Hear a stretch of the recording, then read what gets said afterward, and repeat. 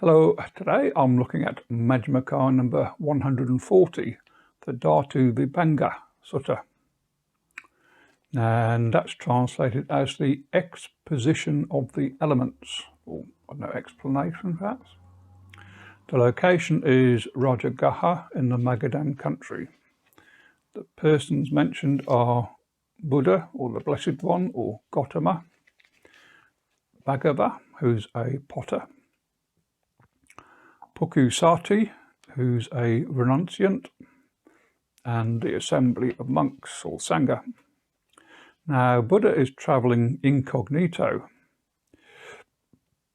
and arrives, so that's probably he's on his own, and arrives at the potter Bhagava's house, where he's invited to stay with another recluse called Bhikkhu Sati. Buddha and Bhikkhu Sati spend the night sitting and meditating, and in the morning Buddha asks Bhikkhu Sati of whom he is a follower. Bhikkhu Sati replies that he is a follower of the recluse Gautama, i.e. Buddha, of whom he has heard very good reports. So Buddha decides to impart some of the teachings, or Dhamma, to Bhikkhu Sati. Buddha says, a person consists of 6 elements, 6 bases of contact, and 18 kinds of mental exploration, and he has 4 foundations. Where there is stability, conceit and boasting do not continue, and when they do not continue, the wise man is said to be at peace. So I've actually taken that from the Horner translation. So I'll repeat that. Where there is stability, conceit and boasting do not continue, and when they do not continue, the wise man is said to be at peace. One should not neglect wisdom, should preserve truth, should cultivate relinquishment, and should train for peace. This is the summary of the exposition of the 6 elements. Now the 6 elements are earth, water, fire, air, space, consciousness. This is what a person consists of. The 6 bases of contact, the base of eye contact, the base of ear contact, the base of nose contact, the base of tongue contact, the base of body contact, and the base of mind contact. There are 18 kinds of mental exploration.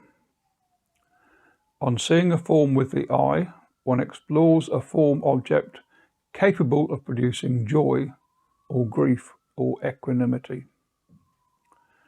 The same with hearing a sound, smelling an odour, tasting a flavour, touching an object, or cognizing a mind object with the mind. So each of those is capable of producing joy, grief, or equanimity. Now the 4 foundations, there's the foundation of wisdom, the foundation of truth, the foundation of relinquishment, and the foundation of peace. So that's wisdom, truth, relinquishment, peace.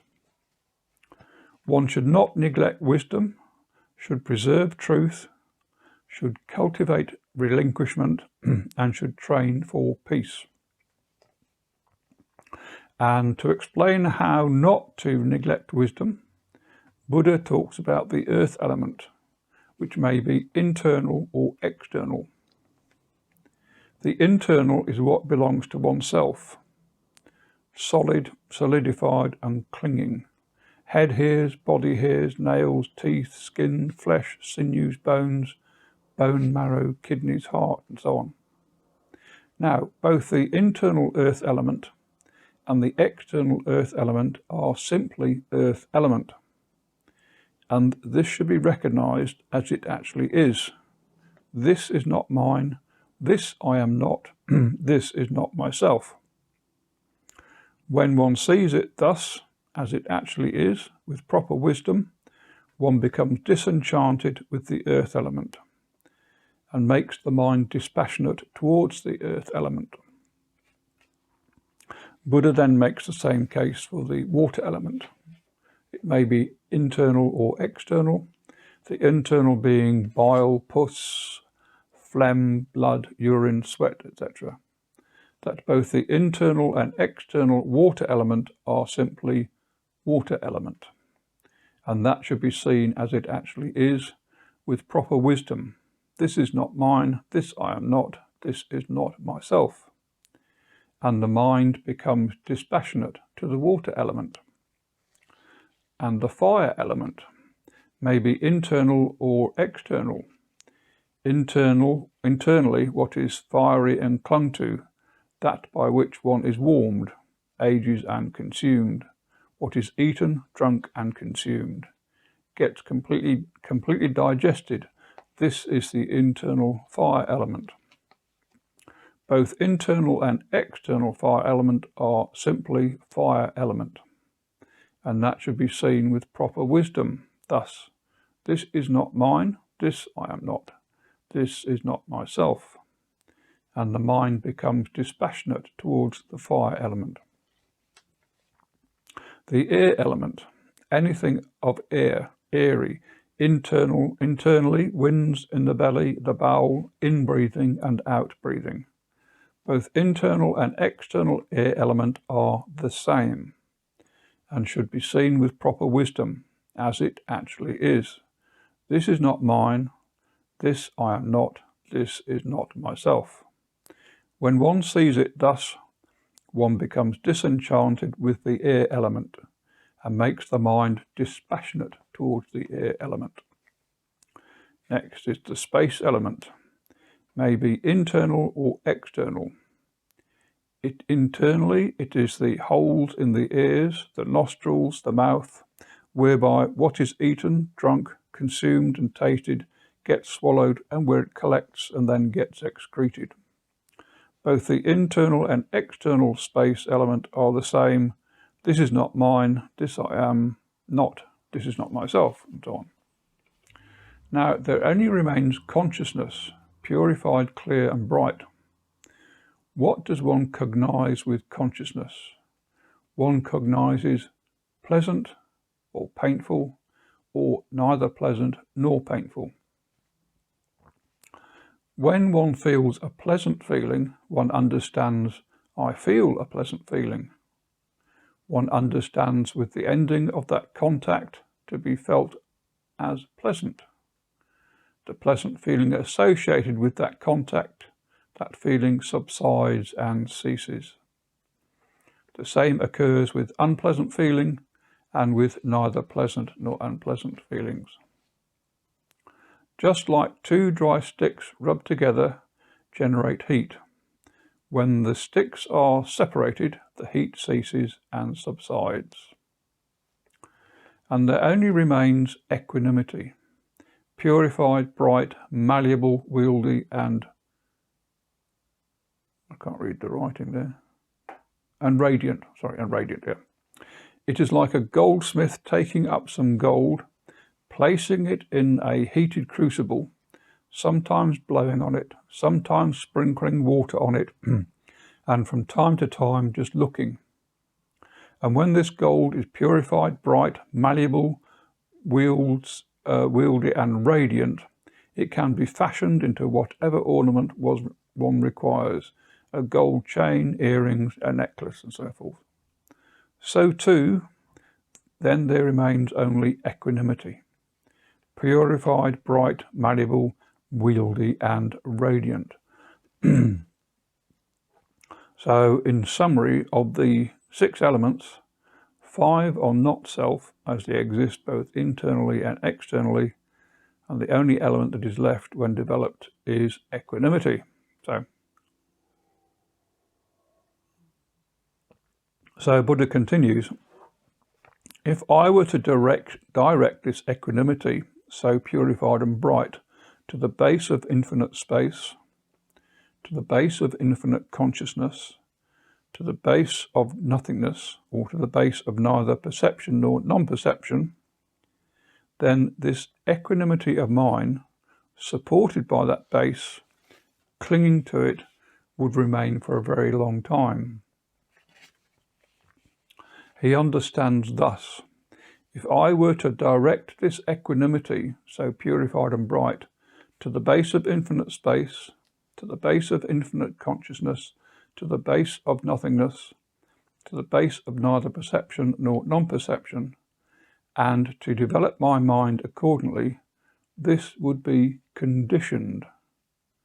So basically saying doing this is a conscious choice, even though it could be for a very long time. But if he does not form any condition or conscious choice towards either being or non-being, then he does not cling to anything in this world. And when he does not cling, he is not agitated. And when he is not agitated, he personally attains Nibbana. He understands thus: birth is destroyed, the holy life has been lived, what had to be done has been done. There is no more coming to any state of being. So he understands thus: if he feels a pleasant feeling or a painful feeling, or neither a pleasant nor painful feeling, or unpleasant feeling, he understands it is not permanent. There is no holding to it. There is no delight in it. Without any of these feelings, he feels it detached, including when he feels a feeling of terminating life. For a bhikkhu or monk, this is the supreme foundation of wisdom, namely the knowledge of the destruction of all suffering. In the days before his eyes were opened, his ties to existence were strong and cherished. Now they are gone, grubbed up by the roots, so they no longer arise. So too with anger, ill will, and hate. He has abandoned ignorance and delusion. A bhikkhu or monk possessing this peace possesses the supreme foundation of peace, the pacification of greed, hatred, and delusion.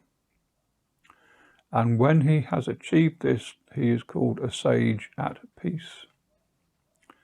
And notes that I am is a construction. I am this is a construction.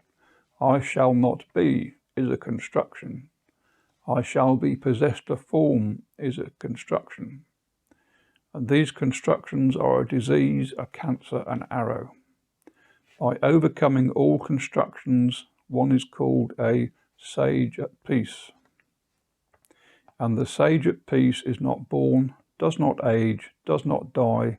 He is not shaken, he does not yearn, for there is nothing present in him by which he might be born. Not being born, how could he age? Not aging, how could he die? Not dying, how could he be shaken? Now, at this point, the Venerable Bhikkhu realizes that the person speaking to him is Buddha, and he asks Buddha's forgiveness for not addressing him properly, and then asks to be formally admitted to the Sangha. Buddha agrees to admit him once Bhikkhu has robes and a bowl. But on going out and looking for the items, Bhikkhu is killed by a wandering cow. That's a bit of a turn up. Now the other monks are keen to know from Buddha what will Bhikkhu destination be. Buddha replies that as Bhikkhu practiced according to the Dhamma, has destroyed the 5 lower fetters that Bhikkhu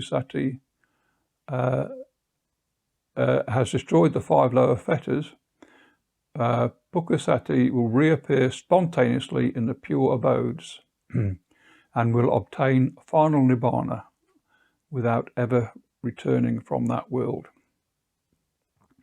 This is what the Blessed One said, and the bhikkhus were satisfied and delighted with the Blessed One's words. And that's the end of Majjhima number 140, the DhatuVibhanga Sutta. Thanks for watching.